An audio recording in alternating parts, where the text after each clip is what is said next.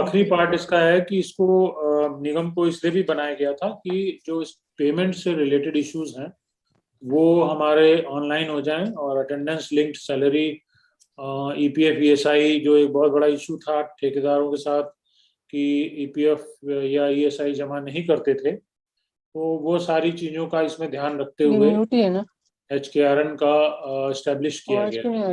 Next. क्या करें?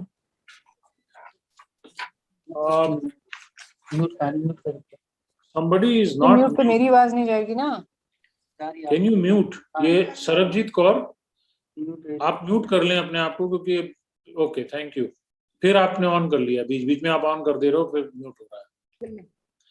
तो कवरेज बेसिकली हमारी जो कवरेज है जिनको HKRN केटर करेगा, म्यूट का मतलब क्या होता है? जिन्होंने पहले कभी काम किया था और नहीं कर रहे हैं, और मुख्यमंत्री अंत्योदय परिवार योजना के तहत जो बेनिफिशियरी हैं वो पे, बेसिक पे हम लोगों ने रखा है कि ये लेटेस्ट डिसीजन हुआ था कि बेसिक पे जो जिनकी 30,000 रुपए से कम है, 30,000 तक, मतलब सिर्फ उनको ही अभी फिलहाल HKRN डिप्लॉय कर रहा है इस तरह के मैन पावर में। और ये सारे कवर होते हैं L1 to L4 जो मैंने बताया नोटिफिकेशन है, उसके अंदर ये सारे कवर होते हैं।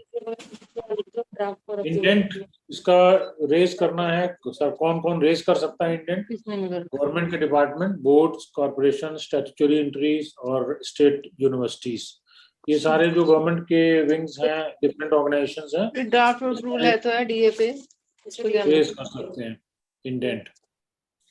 इसको म्यूट कर दो ना इसलिए कीजिए।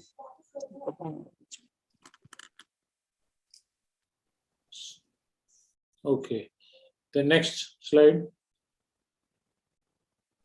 जो हमने की मॉड्यूल्स डिपार्टमेंट के लिए बनाए हैं उसमें बजट एलोकेशन, जो पहला अभी आप लोगों को जब लाइव डेमो दिखाएंगे तो उसमें और ज़्यादा क्लियर हो जाएगा।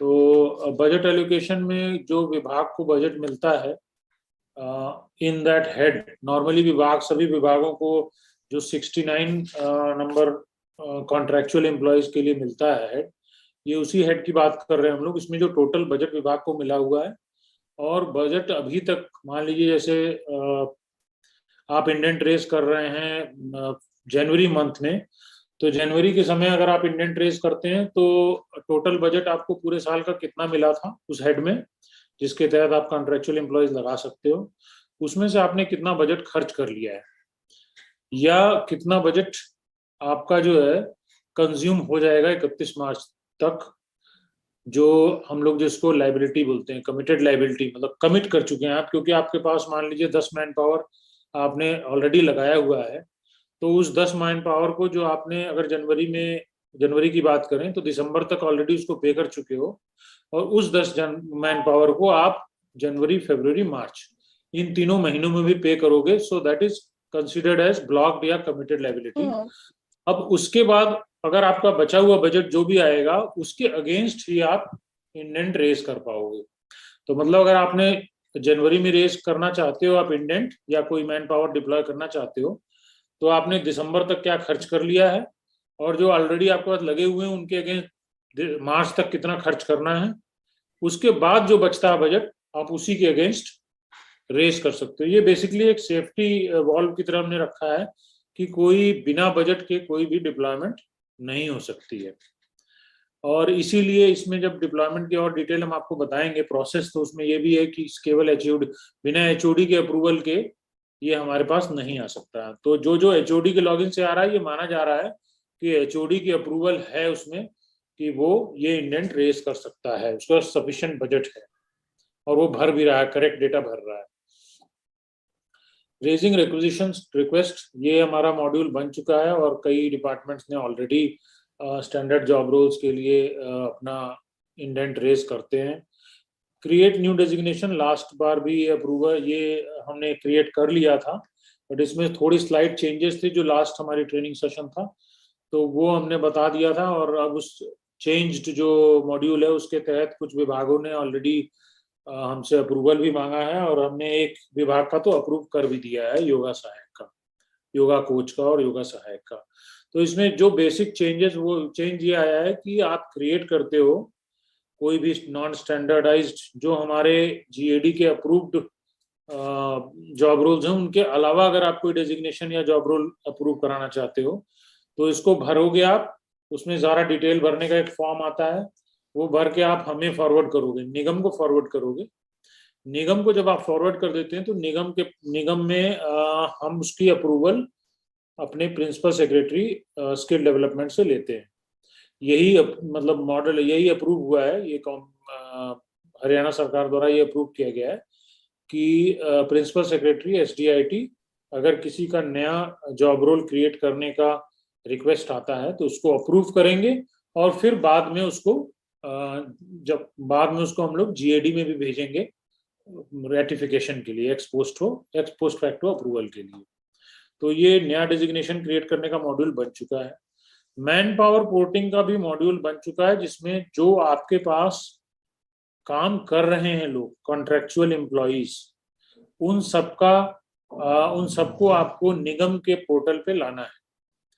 31 मार्च तक का डेडलाइन दिया हुआ है। अपने तमाम जब भी हमारी मीटिंग्स हुई हैं तो उसमें 31 मार्च का डेडलाइन है।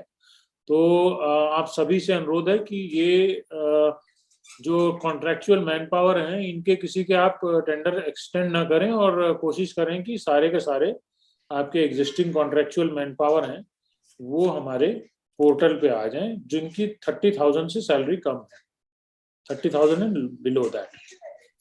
और अगर 30,000 से ज्यादा आप लोग के यहाँ लगे हुए हैं, ये शायद क्वेश्चन भी आएगा, अगर 30,000 से ज्यादा कोई मैन पावर आपने कॉन्ट्रेक्चुअल पे ले रखी है तो अपने कंसर्न डिपार्टमेंट के थ्रू ही आप एडी के थ्रू चीफ सेक्रेटरी के यहाँ भेजें जरूर, हमारे पास मत भेजें कोई भी मार्गदर्शन के लिए। ये मार्गदर्शन चूंकि चीफ सेक्रेटरी के द्वारा ही आउटसोर्सिंग बंद की गई है, तो इस बारे में जो मार्गदर्शन होगा कि 30,000 से ज्यादा वालों को कौन देगा, कैसे लगाएंगे, ये मार्गदर्शन आप लोग चीफ सेक्रेटरी ऑफिस जीएडी को ही भेजें। फिर हमने 5वां जो था वो क्रिएटिंग सब login and decentralising contractual hiring and management. शुरू में हम लोगों ने सिर्फ एचओडी लॉगिन दिया था, बट लेटर ये रियलाइज हुआ कि ऑपरेशनल डिफिकल्टीज भी थी कि हम एचओडी एक बार उसको इंडेंट, तो एक तो एचओडी का काम बढ़ जाता है, वो बहुत सारे अपने सब जितने भी उसके नीचे डिपार्टमेंट हैं डिस्ट्रिक्ट लेवल, उन सब से वो सूचना इकट्ठा करता है, फिर एचओडी के यहाँ जो भी हेड ऑफिस में बनता है वो उसमें अपलोड करता है, इंडेंट रेस करता है, जिसकी वजह से कई सारी गलतियां भी हो रही थी। और अल्टीमेटली क्या हो रहा था कि जब ज्वाइनिंग का समय आ रहा था तब भी एक चैलेंज आ रहा था, क्योंकि अल्टीमेटली जो डिप्लॉयमेंट होगी वो बंदा तो ज्वाइन करने जाता है फील्ड ऑफिस में और इंडेंट रेस किया है एचओडी लॉगिन ने, तो थोड़ा सा ऑपरेशनल चैलेंजेस आ रहे थे। इसलिए इसको दूर करने के लिए हम लोगों ने एचओडी को ही एम्पावर कर दिया कि वो अपने नीचे सब लॉगिन्स क्रिएट करें और सब लॉगिन्स को क्या क्या पावर्स देनी है कि वो इंडेंट रेस कर सकता है, वो अटेंडेंस पेमेंट जो भी उसकी पावर्स हैं 4-5 जिन्होंने किया होगा वो अभी लाइव डेमो में दिखा भी देंगे कि उनको क्या क्या एक्सेस राइट्स मिलेंगे, सब लॉगिन्स को क्या क्या एक्सेस होगा, क्या क्या चीज वो कर सकते हैं उस सब लॉगिन के through, basically porting of data, indent raise करना, इस तरह के तमाम हैं वो बताए जाएंगे उसमें आपको लाइव, जब हम लोग लाइव डेमो दिखाएंगे तो उसमें भी आप देख सकते हो। तो ये एक इशू बहुत बड़ा था जिसको हम लोगों ने रिजॉल्व कर लिया है सब लॉगिन क्रिएट करने का। जो एग्जिस्टिंग मैन पावर है उसका एक इशू ये आ रहा था कि कई बार विभागों ने, क्योंकि ये मैन पावर जो पोर्टिंग हुई है ये हुई है मेरा परिवार हरियाणा.gov.in के जो पीपीपी का आईडी है उसके थ्रू हुआ था, पीपीपी के वेबसाइट्स के थ्रू हुआ था, वहां से वो पोर्ट होके हमारे पास आता है।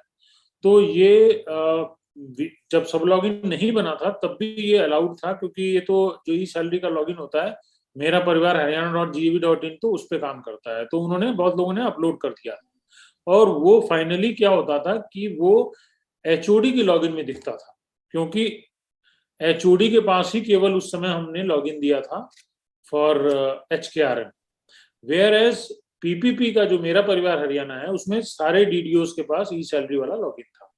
तो सारे डीडीओज ने अपना पीपीपी वाले मेरा परिवार पे क्या किया, उन्होंने डाटा तो चढ़ा दिया, अपलोड कर दिया। जब वो एचओडी के पास आया तो एचओडी को ये नहीं पता था कि ये कौन कौन से डीडीओ की तरफ से आ रहा है, तो एचओडी उसको फर्दर असाइन नहीं कर पा रहा था, ये एक चैलेंज हो रहा था।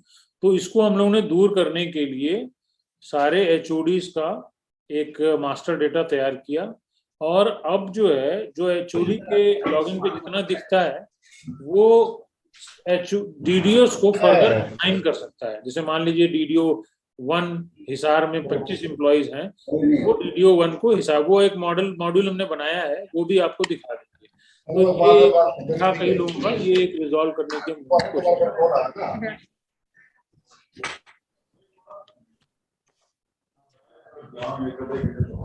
जो हमारा स्टैंडर्ड ऑपरेटिंग प्रोसीजर है वो मैंने पिछले स्लाइड में बताया है। रेजिंग रिक्विजिशन, नए आप कॉन्ट्रेक्चुअल मैन पावर अगर आपको नया रखना है तो आप पोर्टल के थ्रू रख लीजिए। जो मैन पावर पोर्टिंग है, ये दूसरा अपडेट जो हमारे पास एग्जिस्टिंग है किसी भी विभाग में, उनको पोर्ट करना है। सब लॉगिन क्रिएट करना है, वो कैसे सब लॉगिन क्रिएट करना है उसका भी हमारा, हमने उसके क्लियर एकदम डायरेक्शंस दे रखे हैं। सब लॉगिन को मॉनिटर भी करना है और अप्रूव करना है। एचओडी को एक बड़ा इंपॉर्टेंट काम करना है। प्लीज सारे एचओडीज जो नहीं, एचओडी या उनके जो भी नोडल ऑफिसर्स ज्वाइन किए हैं, प्लीज मेक श्योर कि आप लोगों ने जो एक्सेस दे रखी है सब लॉगिन्स में उसको आप क्लियरली मॉनिटर कर पाए। अदरवाइज क्या होगा कि कोई भी सब लॉगिन होल्डर को आपने अगर राइट्स दे दिए हैं क्रिएट करने की, डेजिग्नेशन या इंडेंट रेस करने के लिए, ये दो जो एक्सेस हैं बड़े क्रिटिकल है। तो अगर क्या होगा कि सब लॉगिन वाला कोई गलत सलत नाम दे के चढ़ाएगा तो डाटा काफी खराब होने के मतलब इश्यूज हो जाते हैं। डाटा के इश्यूज हो जाएंगे कि डाटा आपको अच्छा डाटा नहीं मिलेगा, तो ऑब्वियसली वो लेटर ऑन चैलेंज रहेगा कि कोई अगर पीएन को POEN लिख देता है, कोई पीएन को PEN लिख देगा, मतलब स्पेलिंग मिस्टेक्स या कोई जंक डेटा के नाम पे वो क्रिएट अगर करेगा तो it will spoil the system. So my request to all nodal officers who are handling this sub logins of their own departments to please you have to be very vigilant और उनको monitor कीजिए, उनकी activities approve करने के लिए अपने पास ही रखिए। Don't give them, हमने रखा है वैसे कि अप्रूव होके ही मेरे पास आएगा, तो अप्रूव करते वक्त जरूर ध्यान से देखिए कि वो लोग क्या भर रहे हैं। कई बार क्या हो रहा है कि मैंने ये देखा है कि कई डेजिग्नेशंस ऑलरेडी निगम वाले रेट में अप्रूव्ड हैं, which is available in the master list.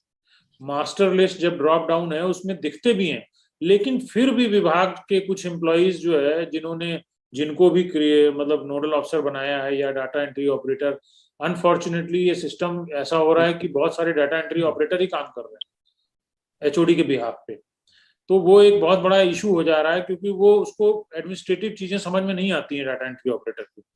तो वो असिस्टेंट को का डेजिग्नेशन ऑलरेडी है, but just because he doesn't want to scroll through and see the whole list, वो एक असिस्टेंट के नाम का नया डेजिग्नेशन क्रिएट करने के लिए भेज देता है।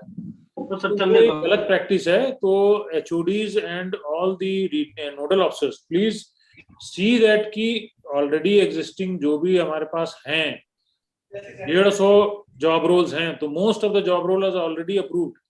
It should be a very rare activity, but unfortunately it is becoming norm just because this whole work is not being taken seriously by some senior officer. So my request is that senior officers should go through this कि इसमें कोई भी इस तरह की data का कोई issue ना आए और गलत ना क्रिएट हो। नेक्स्ट, ओके, हाँ, पीपल आर रेजिंग हैंड्स, कुछ लोगों ने हाथ अपने उठाए हैं, मैं आंसर लूंगा। Just bear with me for another 4-5 minutes for this completing this presentation and then I will take questions. Migrating man power हो गया टू करेक्ट सब लॉगिन्स, ये वाला प्रोसेस हम बता देंगे कैसे एचओडी अपने सॉर्टिंग करके डिफरेंट वीडियोस को दे पाएगा। एक्सेप्टेंस ऑफ ज्वाइनिंग, ये एक और बड़ा इंपॉर्टेंट पार्ट है कि मैंने कई, जैसे ये ESI डिपार्टमेंट है और भी कुछ डिपार्टमेंट्स को मैंने, स्पोर्ट्स डिपार्टमेंट है, इन सबको मैंने कुछ एम्प्लॉइज जो है कुछ कॉन्ट्रेक्चुअल मैन पावर डिप्लॉय किया है। कुछ जगह ये इशू आ रहा है कि उनको ज्वाइनिंग टाइम पे नहीं दे रहे। देखिए, अगर आप लोग ज्वाइनिंग लेटर, मेरा अगेन अनुरोध है कि आप लोग ज्वाइनिंग लेटर खुद भी पढ़िए। जिस सब लॉगिन पे वो बंदा जा रहा है ज्वाइन करने, उस सब लॉगिन पे भी उसका DOL उसको दिखता है। अगर मैं एज अ निगम CEO कोई DOL is deployment offer letter, अगर मैं CEO डिप्लॉयमेंट ऑफर लेटर किसी को दे रहा हूं, it is all online process. ये DOL भी ऑनलाइन प्रोसेस है। SMS जाता है कैंडिडेट को, कैंडिडेट यस करता है, जैसे ही कैंडिडेट यस करता है मैं उसको फिर DOL देता हूँ, डिप्लॉयमेंट ऑफर लेटर देता हूँ। उसमें उसका जगह लिखा होता है कि फलाना आदमी इस डिपार्टमेंट में इस पद पर इस जगह इतने तारीख का जाएगा, ज्वाइन करेगा। वो जो डेट दी रहती है वो his that is 15 days calculated. वो मैं जिस दिन डालूंगा, अगर मैं 10 तारीख को उसका DOL देता हूं तो 25 तारीख उसके उस पर छप के आती है।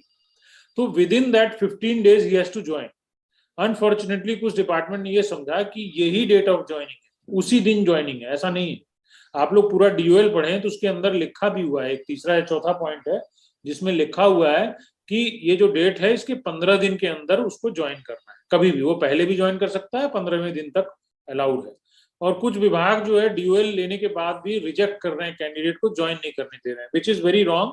और आप उसको मना नहीं कर सकते हैं, क्योंकि ये जो भी हम लोग डिप्लॉयमेंट ऑफर लेटर दे रहे हैं it is based on your request.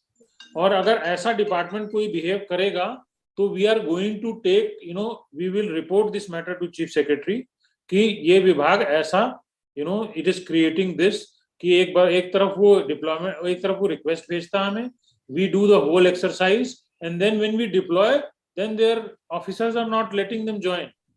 इससे क्या होता है, देखिए कि दो चीजें, एक तो हमारा जो टाइम वेस्ट हो रहा है दैट इज वन, दूसरा हम किसी को जॉब दे रहे हैं, अगर चाहे DC रेट पे दे रहे हैं, we are raising his expectations. उसके बाद आप विदाउट एनी रीजन यू से कि नो, आपके जो भी बाबू लोग हैं उधर फील्ड में नचाते रहते हैं उसको कि इससे मिल लो उससे मिल लो। So now what we are going to do, we are going to indicate जिसने इंडेंट रेज किया है उसका नाम, उसका फोन नंबर भी डालेंगे, because this is creating a mess for अस।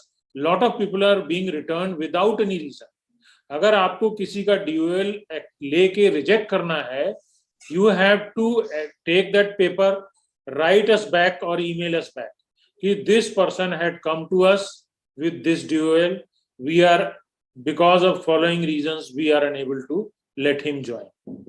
अगर आप कोई वैलिड रीजन देके वो हमें रिपोर्ट करते हो then only it will be accepted, otherwise that HOD's name and the one who is not letting him to join will be reported to chief secretary for non-compliance. ये बहुत clear मैं बता दे रहा हूँ, क्योंकि this issue is going to, ये बड़ा एक इंपॉर्टेंट और क्रिटिकल इशू है, ये हर जगह रेज हो रहा है।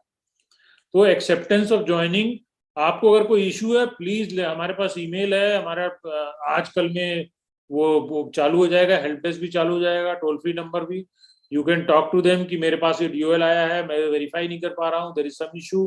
15 days is a big time, ठीक है। कैंडिडेट वेरिफिकेशन वैसे अब जो नया प्रोसेस बना है वो एक इंटरनल मैकेनिज्म भी हमने बना दिया है, बट फिर भी कैंडिडेट की suitability verification on his base of his experience ये डिपार्टमेंट का ही काम है जहां पे मैं डिप्लॉय कर रहा हूँ। अटेंडेंस मॉड्यूल भी बन रहा है, ये ऑलमोस्ट कंप्लीट है, very soon it will be live. I think within this end of this week we are hoping कि जो अटेंडेंस एंट्री की मॉड्यूल है वो भी लाइव हो जाए। Processing and payment of invoices, we are working on this. इसमें थोड़ा सा टाइम लग रहा है बिकॉज काफी सारे इसमें EPF अकाउंट्स और इस तरह के कई सारे मैंडेटरी एंड स्टैट्यूटरी चीजें भी इंटीग्रेट करनी है, but I am hopeful that 15-20 days ये भी हमारा लाइव हो जाएगा। Next, I think live demo हम दें, इससे पहले मैं क्वेश्चन ले लूं कुछ, उसके बाद मैं टेक्निकल टीम को बोलूंगा कि वो लाइव डेमो दे दें। Mister Abhinav, I think he has raised hand for quite some time. ये मिस्टर अभिनव कौन है जो अपना हाथ उठाए हुए हैं? कोई क्वेश्चन था आपका? सर KUK से थे सर, ये वॉल्यूम नहीं आ रही थी, अभी आ गई है सर ये प्रॉब्लम। अच्छा ठीक है, चलिए। और किसी का कोई क्वेश्चन है? निवेदिता, अभिनव आपने म्यूट कर लिया। हाँ Nivedita. One second, sir. My technical officer wants to ask something. She's facing some problem, sir. Okay. Sir, Anushka, sir. तो जैसे हम माइग्रेट करते हैं वहां पे ना सर्वर एरर आ जाता है, वो ऑप्शन ही नहीं चल रहा है उसमें ट्रांसफर करने के लिए। किस चीज का ऑप्शन नहीं मिल रहा? सर जैसे एचओडी से हम वीडियो लेवल पे एम्प्लॉय को ट्रांसफर करना चाहते हैं, तो उसमें जो माइग्रेट का ऑप्शन आता है लास्ट में सर, तो उसमें सर्वर एरर आ जाता है एप्लीकेशन। ठीक है, अभी लाइव डेमो हम लोग जब दे रहे हैं तो आप उसमें अपना इंडिकेट कीजिएगा किस लेवल पे आ रहा है, ठीक है? प्रोजेक्ट ऑफिसर मेवात, सर नमस्कार सर। नमस्कार, सर बताइए। एक ऑब्जर्व वो थी क्वेरी सर, जो 30,000 से ज्यादा की जो सैलरी ले रहे हैं जो एम्प्लॉइज, सर उनका क्या करना है सर? ये आपने ध्यान से सुना नहीं, इसका मतलब जब मैं बता रहा था सर कि 30,000 से ज्यादा के जो सैलरी वाले हैं उनका आप लोग अपने जो भी एडमिनिस्ट्रेटिव सेक्रेटरी हैं उनके थ्रू चीफ सेक्रेटरी को तुरंत मार्गदर्शन के लिए भेज दीजिए, क्योंकि चीफ सेक्रेटरी के आदेशों के अनुसार आउटसोर्सिंग पॉलिसी 1 और 2 सारी बंद की जा चुकी है। सर तो और हमें ये निर्देश मिला है कि आप 30,000 तक रखें। तो अब क्या हो रहा है, 30,000 से ऊपर वालों का फ्यूचर कैसे होगा, ये आपको सीएस ऑफिस जो जीएडी है अपने एडमिनिस्ट्रेटिव सेक्रेटरी के थ्रू तुरंत जीएडी को भेजें आप लोग। Okay, thank you, thank you sir. Excuse me sir. हाँ बताइए। सर हार्ट्रॉन के थ्रू डाटा एंट्री ऑपरेटर्स जैसे एंगेज किए हुए हैं हमारे डिपार्टमेंट में, तो वो भी कवर होंगे एचकेआरएम में? हाँ, 30,000 की सैलरी तक सारे कवर होंगे कॉन्ट्रेक्चुअल एम्प्लॉयज। अगर हार्ट्रॉन के जो इंगेज किए हैं वो कॉन्ट्रेक्चुअल एम्प्लॉयज हैं तो वो भी कवर होते हैं। और सर जैसे एक पार्ट टाइम स्वीपर है हमारे ऑफिस में 3 आवर्स के लिए, तो उनको भी पोर्ट करना है? पार्ट टाइम के लिए हम लोग अलग से मॉड्यूल बना रहे हैं। अभी तक जो है ना पार्ट टाइम का कोई वो आया नहीं है। अच्छा, मतलब पार्ट टाइम का भी आया नहीं, लेकिन स्वीपर का तो जैसे आया हुआ है। तो पार्ट टाइम के लिए आप लोग अगर रिक्वेस्ट हमारे पास ज़्यादा आएंगी तो हम लोग उसके लिए फिर एक मॉड्यूल बना देंगे कि पार्ट टाइम स्वीपर का कैसे रखा जाए। तो सर जैसे अभी डीसी रेट्स खत्म कर दिए हैं, निगम रेट्स आ गए हैं, तो हाँ। पार्ट टाइम के लिए रेट्स तो अभी भी नहीं आए हैं, फुल टाइम डीसी निगम रेट आए हैं, तो उनको फिर क्या दें सर पार्ट टाइम एम्प्लॉइज में? पार्ट टाइम को आपने कैसे रखा हुआ था अभी तक? डीसी रेट पे है सर। ओके, तो डीसी रेट में पार्ट टाइम का अवेलेबिलिटी था? हाँ सर, 3 आवर्स का रेट। ठीक है, तो आप ये भेज दो, हम लोग इसको टेकअप कर लेंगे, पार्ट टाइम अप्रूव करा लेते हैं। फिर सर जो डाटा एंट्री ऑपरेटर्स हमने पोर्ट करने हैं हार्ट्रॉन के, उनकी पे निगम रेट के अकॉर्डिंग करेंगे? हाँ, निगम रेट से ही होगा। डाटा एंट्री ऑपरेटर्स हमने, और सर जैसे अभी हम निगम रेट के अकॉर्डिंग करेंगे? एडमिनिस्ट्रेटर के नाम पे निगम रेट से ही होगा, निगम रेट ही होगा। हमारे पास निगम रेट के अलावा कोई और रेट नहीं। सर जैसे अभी हम पोर्ट कर रहे हैं, मेरा परिवार हरियाणा पे डाटा ट्रांसफर करना होता है जैसे एग्जिस्टिंग स्टाफ का, तो हमने 21 एम्प्लॉइज का डेटा डाला था उसमें, मेरा परिवार हरियाणा पे डाटा ट्रांसफर पोर्टल पे। सॉरी, एक बार सुखमीत आप दोबारा बोलें, क्या बोल रहे थे? सर हमने 21 कॉन्ट्रेक्चुअल एम्प्लॉइज का डेटा मेरा परिवार हरियाणा पोर्टल पे अपलोड कर दिया। ठीक है, बट वो एचकेआरएनएल का पोर्टल पे ओनली 7 एम्प्लॉइज शो हो रहे हैं, बाकी क्यों नहीं हो रहे? वो एक बार ये ईमेल आपको क्रिड वालों को करना पड़ेगा। ये इशू क्रिड से रिलेटेड ज्यादा है, हमारे से कम, क्योंकि हमारे पास तो जो क्रिड भेजता है, ये जो मेरा परिवार हरियाणा.gov.in है, ये क्रिड मैनेज करता है इस डेटा हाउस को। ये आपको क्रिड को एक ईमेल कर दीजिए, उनके वेबसाइट पे ईमेल भी दे रखा है, उनको आप अपनी लिस्ट अटैच करते हुए भेज दीजिए। हमने 21 लोगों को डेटा पोर्ट किया था अब मेरा परिवार पे, परंतु इसको आपने एचकेआरएन को इतना ही भेजा है, क्योंकि वो आपको एचकेआरएन में दिख रहा होगा, अपने लॉगिन में 7 लोग दिख रहे होंगे, 7 ही शो हो रहे हैं, तो वो आपको क्रिड के साथ टेकअप कर लीजिए। एक सर जैसे हमें डिपार्टमेंट में ऑडिटर्स की रिक्वायरमेंट है, तो उसकी रिक्वेजिशन भी हम भेज सकते हैं? जैसे ऑडिटर का डेजिग्नेशन क्रिएटेड नहीं है अभी उसमें, तो वो डेजिग्नेशन क्रिएट करने का ऑप्शन दिया हुआ है। अगर ऑडिटर 30,000 से नीचे का पैकेज में आप लोग को लगता है कि आपके विभाग को कि वो उसके नीचे आता है, तो आप उसका डेजिग्नेशन क्रिएट करके अप्रोप्रिएट लेवल में फिक्स करके हमारे पास भेज दो, हम अप्रूवल दे के फिर आपको आप उसका इंडेंट रेज कर देना। जैसे जैसे आप अप्रूव कराओगे अलग अलग विभाग, तो हमारी जो मास्टर लिस्ट है जॉब रोल्स की वो बढ़ती जाएगी। तो आपका अप्रूव होने के बाद वो मास्टर लिस्ट में दिखने लगेगा ड्रॉप डाउन। तो वो 30 के नीचे ही होना चाहिए सर, अगर 35,000 है। 30,000 तक ही हम जो है 30,000 तक के बेसिक सैलरी तक का ही हम लोग फिलहाल नया डेजिग्नेशन भी क्रिएट करेंगे, और जो पुराने हैं वो तो है ही। एक सर, जैसे हम एक एम्प्लॉय को पोर्ट कर रहे थे, अभी डाटा एंट्री ऑपरेटर हैं हमारे, तो उनकी क्वालिफिकेशन मैच नहीं कर रही है एज पर निगम क्वालिफिकेशन, तो वो कर सकते हैं उनको पोर्ट? नहीं, वो आप लगा नहीं सकते, जिसकी क्वालिफिकेशन नहीं है उसको तो उसका मतलब गलत लगा रखा है ना। वो एक्चुअली उनकी as per heart on qualification match हो रही थी, निगम की थोड़ी डिफरेंट आई है क्वालिफिकेशन। नहीं, जो निगम की क्वालिफिकेशन है उसी अनुसार निगम लगाएगा, क्योंकि निगम को तो जीएडी ने इंस्ट्रक्शंस दे रखे हैं, सरकार की नोटिफिकेशन है, तो जो निगम की। सर डाटा एंट्री ऑपरेटर वाला पॉइंट कंफर्म है ना कि वो कवर होंगे इसमें? हाँ बिल्कुल कंफर्म है। अच्छा, एक और सर, जो हमने रिक्विजिशन भेजती है एसकेआरएनएल को, वो वेकेंट पोस्ट के अगेंस्ट ही भेजनी है? नहीं, हमें पोस्ट से एज पर मतलब नहीं है। रिक्वायरमेंट भेज सकते हैं? नहीं नहीं, हमें पोस्ट से मतलब नहीं है हमारा। आप लोग इसको कंफ्यूज मत करिए, सारे विभाग की बात सुनिए। निगम को कोई मतलब नहीं है कि आपके पास पोस्ट सैंक्शन है नहीं, पोस्ट है कैसे मांग। हमें तो आप, ये आपके डिपार्टमेंटल मैटर है। आप हमें इंडेंट दे रहे हो कि मेरे को तो 5 आदमी ये वाला चाहिए, और हम आपको 5 आदमी दे दे रहे हैं, दैट्स इट। आप उसको पोस्ट के सर्विस की कैसे लेना चाहते हो वो आपका डिपार्टमेंटल मैटर है। और सर जैसे आउटसोर्सिंग पॉलिसी 2015 है, वो भी कंटिन्यू है या नहीं, वो तो खत्म हो चुकी है।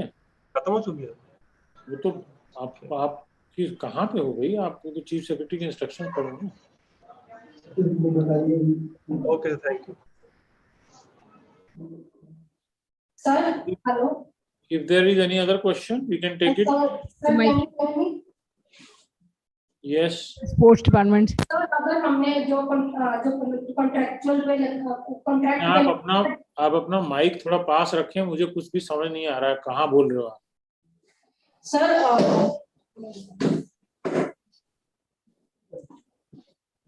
सर हमने कुछ कॉन्ट्रैक्ट पे एम्प्लॉइज लगाए हैं जिनको हम डिपार्टमेंट के थ्रू सैलरी दे रहे हैं, तो वो भी इसमें कवर्ड होंगे सर? सारे कॉन्ट्रेक्चुअल एम्प्लॉइज जो 30,000 रुपए के अंदर हैं, निगम के थ्रू आने हैं।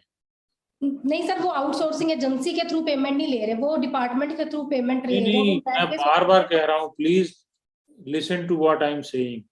सारे कॉन्ट्रेक्चुअल एम्प्लॉइज जी, अगर वो किसी भी तरह से एंगेज किए गए हैं, ओके, कोई भी कॉन्ट्रेक्चुअल एम्प्लॉइज किसी भी तरह एंगेज है, department, sourcing agency, whatever mechanism, जी, वो 30,000 के अंदर का अगर एम्प्लॉई है और कॉन्ट्रेक्चुअल एम्प्लॉई है तो वो निगम के पोर्टल पे आना चाहिए। जी सर, हमने एक्चुअली हमारे यहाँ पे जो एम्प्लॉइज हैं वो उनकी सैलरी अबाउट 30,000 है, तो मैंने सारे मेरा परिवार पे अपलोड कर दिए हैं और वो शो भी हो रहे हैं हमारे हरियाणा कौशल रोजगार निगम वाले पोर्टल। हेलो, हाँ, एक मिनट, कोई और बोल रहा था इसलिए बीच में क्लैरिटी नहीं। प्लीज, अगर कोई बोल रहा है तो मेरा रिक्वेस्ट है कि बाकी लोग ना बोलें, ताकि मैं उनका क्वेश्चन ले सकूं। कई बार आपको उनके क्वेश्चन में भी आपका भी आंसर मिल जाएगा। सर मैं ये कह रही थी कि हमने मेरा परिवार पे हमारे यहाँ पे जितने कॉन्ट्रेक्चुअल एम्प्लॉइज है सब अपलोड कर दिए थे, और उनमें से कुछ आ भी गए हरियाणा कौशल रोजगार पे जिनकी सैलरी अबव 30,000 है। ओके, वो शो हो रहे हैं। नहीं तो वो आप हमारे पास फॉरवर्ड मत करो। देखो, जब तक आप मेरे पास फॉरवर्ड नहीं करोगे तब तक मैं उनको डीओएल नहीं दूंगा। अगर आप फॉरवर्ड भी कर दोगे 30,000 ज्यादा वाले को, तो भी मैं डीओएल नहीं दूंगा उनको। ठीक है सर। ऑफर लेटर मैं नहीं दूंगा किसी को, तो आप उनको मेरे पास फॉरवर्ड ही मत करो। सर मैंने एक्चुअली ना पता नहीं था, इससे पहले हमने क्रिएट कर दिए डेजिग्नेशंस जिनके above 30,000 salary, like reader, account assistant, private secretary, personal assistant, और निगम को फॉरवर्ड कर चुके हैं सर। अब पुल बैक कैसे करेंगे? नहीं, वो जितने आपने क्रिएट पहले करवाए थे वो सब वैसे भी खत्म कर दिए गए हैं। वो दोबारा वो अब प्रोसेस ही दोबारा हो रहा है ना, कि क्रिएट करने का ऑप्शन ही दूसरा हो गया। तो जो आप लोगों ने क्रिएट किए थे वो इनवैलिड हो चुके हैं। ठीक है सर, थैंक यू सर एक पॉइंट हमारा था, जी बताइए। एम्प्लॉय हम सिलेक्ट करते हैं और उसके बाद उसका पता लगता है कि वो लिटिगेशन में है, उसका केस कहीं, तो उसको कैसे हम करेंगे? दोबारा अपना क्वेश्चन रिपीट कीजिए। सर जो एम्प्लॉय हम अपने लिए सिलेक्ट करते हैं अपने यहाँ वर्क करने के लिए, तो उसको पता लगता है कि उसका लिटिगेशन में कहीं केस चल रहा है, तो उसको लेंगे या नहीं लेंगे? हमने आपके यहाँ किसी को डिप्लॉय किया है, आपको ये पता चला है कि वो लिटिगेशन में है, ऐसा है? हाँ जी, हाँ जी, हाँ जी। अगर आपको लिटिगेशन अगर आ जाता है केस, अगर आ जाता है, सर अगर आ जाता है तो उस पे क्या करना चाहिए हमें? नहीं अगर आ जाता मतलब वही पूछ रहा हूँ कि मैंने डिप्लॉय किया है और वो आपको बाद में पता चला। नहीं, तो क्वेश्चन मेरे क्लियर नहीं हो रहा है कि आप ये कह रहे हो कि आपके पास ऑलरेडी कोई केस है जिसमें कोर्ट केस चल रहा है, एक तो ये नंबर अभी है नहीं, वैसे आपसे पूछ रहे हैं। सर हार्टोन का एम्प्लॉय है कोई, वो कोर्ट में है सर, ठीक है सर। जो 2014 पॉलिसी हुई थी सर, फाइल अप्रूव थी, सब कुछ है, डिपार्टमेंट ने लिख के दिया हुआ है कि जैसे ही पॉलिसी का सोल्यूशन होगा तो हम इसके बिहाफ पे इस कैंडिडेट का कर देंगे। वो कोर्ट केस चला हुआ है कैंडिडेट का, तो क्या वो कैंडिडेट जो जिनका कोर्ट केस चला हुआ है उनका डाटा पोर्ट करना है? देखो ये एक अगेन एक एडमिनिस्ट्रेटिव डिसीजन है, आप अपने एचओडी से उसका गाइडेंस या